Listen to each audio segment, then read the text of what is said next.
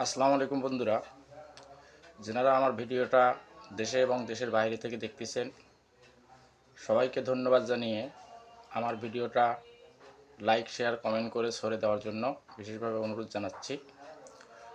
আজকে আমার ভিডিওর যে টপিকটা সেটা হচ্ছে মা। আসলে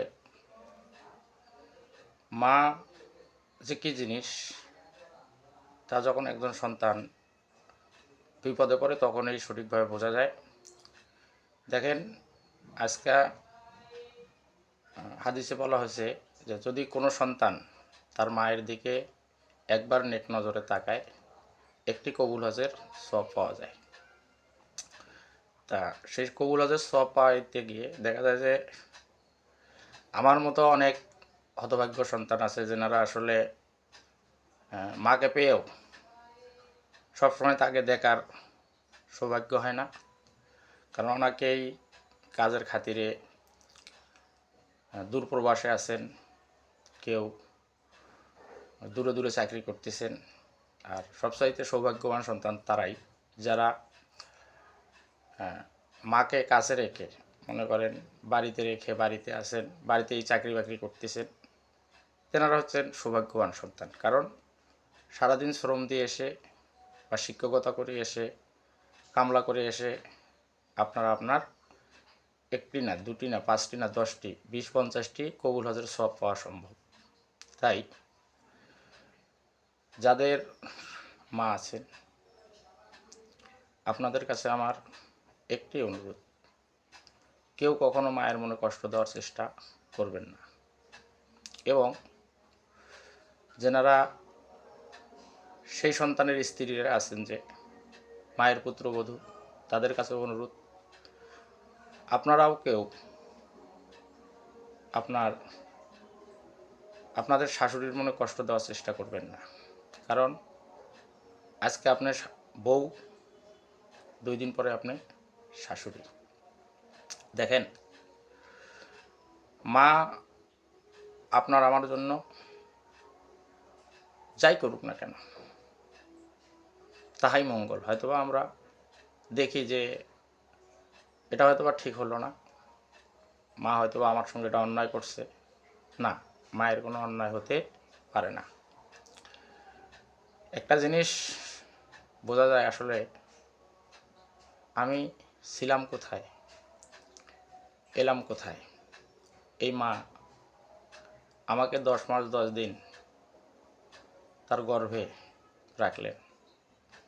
কি আল্লাহর কুদরতি খেলা! আমি 2 বছর পর্যন্ত মায়ের বুকের দুধ খেয়ে পৃথিবীতে বড় হলাম। আজকে মায়ে আমাকে কথা বলতে শেখালো, হাত ধরে হাঁটা শেখালো। সেই মুখ দিয়ে মাকে আমি অকথ্য ভাষায় কথা বলি। আসলে তা বলা যাবে না।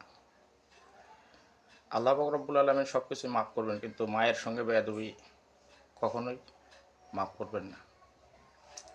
এ কারণেই আপনাদের কাছে আমার সবিনয় বিনীত অনুরোধ, কেউ কখনো মায়ের সঙ্গে বেয়াদবি করার চেষ্টা করবেন না, করা যাবে না। মা যাই করবে আপনি দেখবেন, আজকে না বুঝলেও 5 বছর পরেও যখন আপনি বুঝবেন, তখন দেখবেন যে আপনার মঙ্গলের জন্য মা তাহা করেছে। এ কারণেই মায়ের চাইতে বেশি কখনো বোঝা যাবে না। যার মা নেই সেই বোঝে যে আসলে মা কী জিনিস।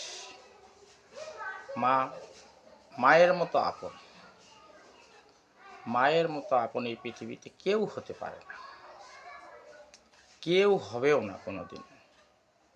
মাই হচ্ছে একমাত্র আপন ব্যক্তি। এই কারণেই আমরা সকলেই চেষ্টা করব মায়ের আশীর্বাদ নিয়ে জীবনকে পরিচালনা করার জন্য। প্লিজ আপনাদের কাছে আমার বারবার একটি অনুরোধ, কেউ কখনো মায়ের সঙ্গে বেয়াদবি করব না, অন্যের কথা শুনে মাকে ভুল বুঝব না। মা তো মাই, মায়ের অবস্থান অনেক উপরে। যদি আমার শরীরের চামড়া কেটে মায়ের জুতা বানিয়ে দেই, মায়ের যে ঋণ তা আমার কখনোই শোধ করা সম্ভব নয়। এ কারণেই মাকে আমরা কখনোই ছোট করব না। মা মাই, মায়ের সব সময় আমরা আশীর্বাদ নেওয়ার চেষ্টা করব এবং যাদের সৌভাগ্য আছে, যাদের মা কাছে আছে, আমরা পারলে বেশি বেশি সুদৃষ্টি মায়ের দিকে সুদৃষ্টিতে তাকিয়ে তার কাছ থেকে কবুল হজের সওয়াব নেওয়ার চেষ্টা করব। ধন্যবাদ। আসসালামু আলাইকুম।